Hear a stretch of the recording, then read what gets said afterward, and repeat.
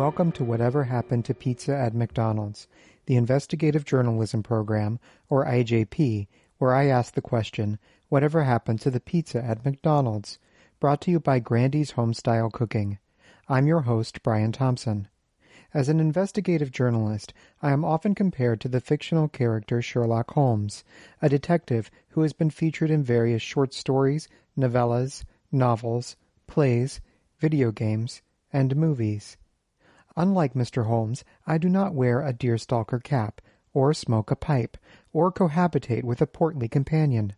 But we are similar in our devotion to solving mysteries. One mystery-solving method we share is the employment of a loose network of informants and gophers. Mr. Holmes called his the Baker Street Irregulars, after the street on which he lived and the kinds of discount clothes he enjoyed purchasing. This was a gang of soot-covered children who combed the streets and alleys of London doing the great detective's bidding. I, too, have my own Baker Street Irregulars, but mine are not soot-covered children.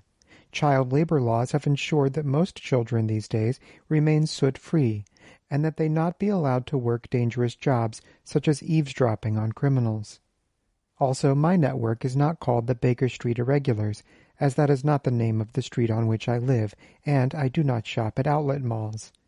Instead, I call them eBay sellers, as they are people who sell things on a website called the Electronic Bay. Often, these things are related to my investigation into whatever happened to pizza at McDonald's. Recently, one of these helpful persons listed a very strange artifact. It is a cardboard standee meant to adorn a table in a McDonald's dining room. It reads, "Meet our new dinner crowd," and advertises some curious menu items. According to the standee, a McDonald's customer may order pizza both in family and personal sizes. Varieties include cheese, pepperoni, sausage, and deluxe.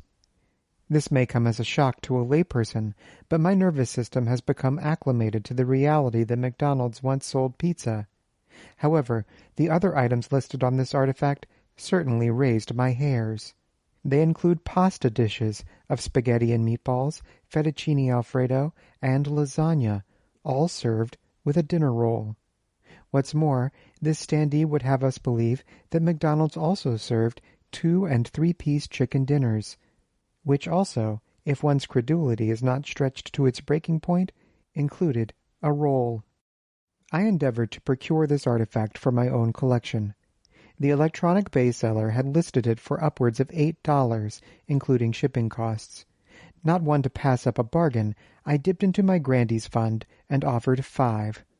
My bid was accepted, and just a few short days later the item arrived bent to fit in my mailbox in an envelope clearly labeled "Do Not Bend." Though my valuable time is limited, I had to pause from my investigation to remedy the situation. I attempted contacting the United States Postal Service directly, but no one there would answer my call. So I took my issue all the way to the top, the Postal Regulatory Commission's Office of Public Affairs. Good afternoon. You've reached the Postal Regulatory Commission. Excuse me? You reached the Postal Regulatory Commission. My name is Brian Thompson, and I'm calling to file a complaint about the treatment of a package I received. It was a valuable artifact. Okay. If I could have your name one more time, please, and your zip code. My name is Brian Thompson, and my zip code is 968. Am I talking to an actual human being? Because your voice sort of sounds like a robot. My voice sounds like a robot? Oh, it's better now. It must have been the connection. Okay. Yes, I am a human being. Okay. What I'm going to do is provide you with the number to your Consumer and Industry Affairs office for your district. And they should be able to provide you with further assistance on your complaint, okay? Okay. May I ask if you've ever taken what's called the Turing test? Sorry, what test? Oh, never mind. Okay, so based off your zip code, I have you located in the Los Angeles district. That is correct. The number that you should call is 323 323 586. 586 1250. 1250. Okay, thank you. Not a problem. Have a good one. You too. Goodbye. Thank you. Bye. Human.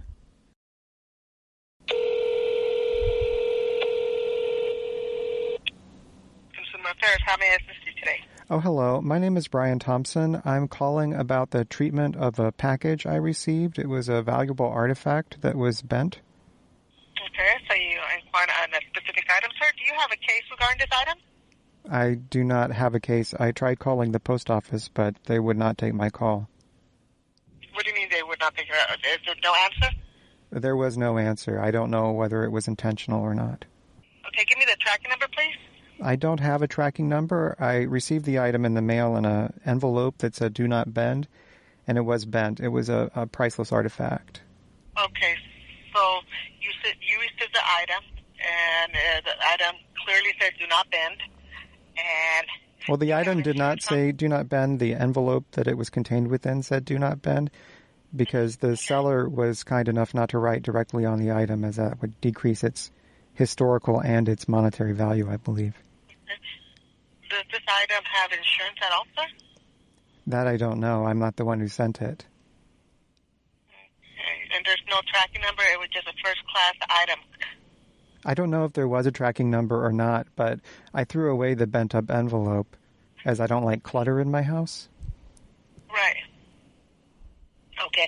Unfortunately, sir, without that envelope or without a tracking number, there's no way to verify if this item was insured or not insured, sir.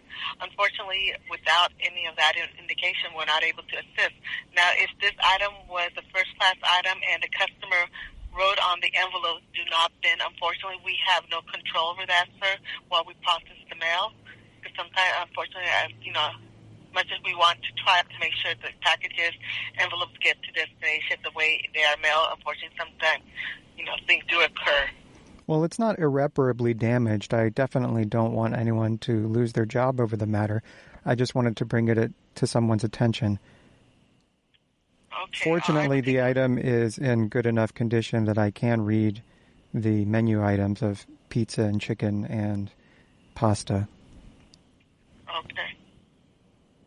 So there's no indication where this was processed, because if it was on our DPS mail, if it was in our bundle sorter, But definitely, I will take notation of that. Would you like to be contacted regarding this matter, sir? Yes, please. Okay, let me have first and last name, sir. Brian Thompson. That's Brian with one R. And your mailing address, sir? Yes, it's 8...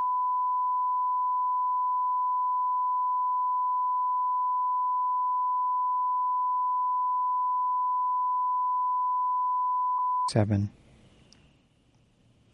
And a contact phone number, Mr. Thompson? My phone number is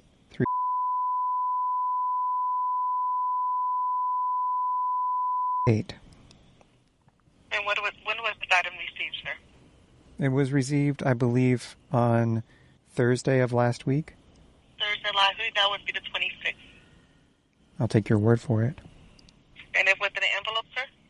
It was. It was in a manila envelope. Manila envelope? If the envelope was bent? Yes, it was bent. It did say on the envelope, "Do not bend." And you said you threw away the envelope, right, sir? Yes, once I retrieved the item from inside, the envelope transformed, to me, in my eyes, into trash. I would definitely make a notation to be contacted regarding this matter. Okay, thank you. Okay, may I ask you one more question? The item I received was related to McDonald's pizza. It was an ancient menu from a McDonald's that served pizza. Do you happen to know or remember when McDonald's served pizza? Not as far as I know. They never, because I'll be quite honest, I grew up in Downey, California. That's what one of the oldest McDonald's are. And I'll go always inside the museum, and I never saw anything related to pizza, sir.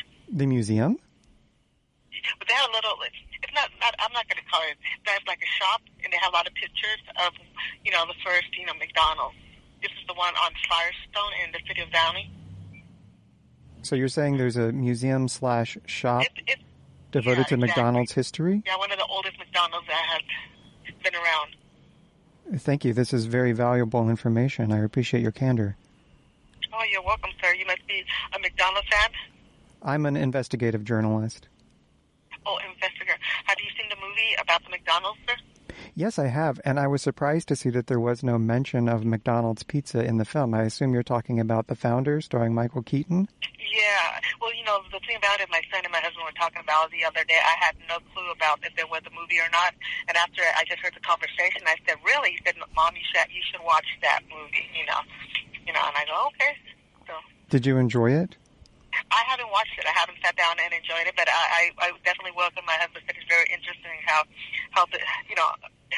apparently somebody came up with the McDonald's and that it was taken away from him, to my understanding, right?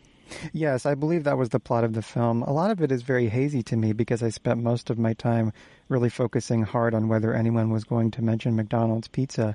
But I do know that by the end of it, I thought it was certainly awards-worthy. I thought it was, frankly, snubbed at the Academies. So there was nothing mentioned in the movie in reference to McDonald's pizza? No, there was nothing at all. And I watched the movie 7 or 8 times through. Really? Wow. Yes. Wow. So where are you getting that they actually serve pizza? Well, it's just a known fact. I've done extensive research. I may be the foremost expert in McDonald's pizza. And they did serve it in the late 80s into the early 90s nationwide, and also in Canada, I believe in the United Kingdom as well. Really? Wow, that's actually new to me. I had never heard of that before. They mysteriously stopped serving it, and I'm trying to get to the bottom of the reason why. Really? That's interesting. So when I do hear why they stopped service and your name comes up, Mr. Brian Thompson, I go, I've spoken to Mr. Thompson. I know him. Well, you may not want to say my name in front of McDonald's executives because I don't believe I'm on their good side. Okay. I definitely won't mention your name, I promise. Okay, thank you. You're welcome. Have a good one. You too. Bye-bye. Goodbye. To be continued. Thank you for listening to Whatever Happened to Pizza at McDonald's, brought to you by Grandy's. Do you know what happened to pizza at McDonald's? Do you remember it? Please send all correspondence to pizza@mcdonalds@gmail.com. Visit our attractive website at www.pizza@mcdonalds.com, where you may learn how to subscribe to our electronic mail newsletter, how to find us on Twitter, Facebook, and Instagram, or how to purchase products from our Teespring store. To provide financial support, visit patreon.com/pizza@mcd's, or to make a one-time donation, use our PayPal email address, pizza@mcdonalds@gmail.com. I'm Brian Thompson.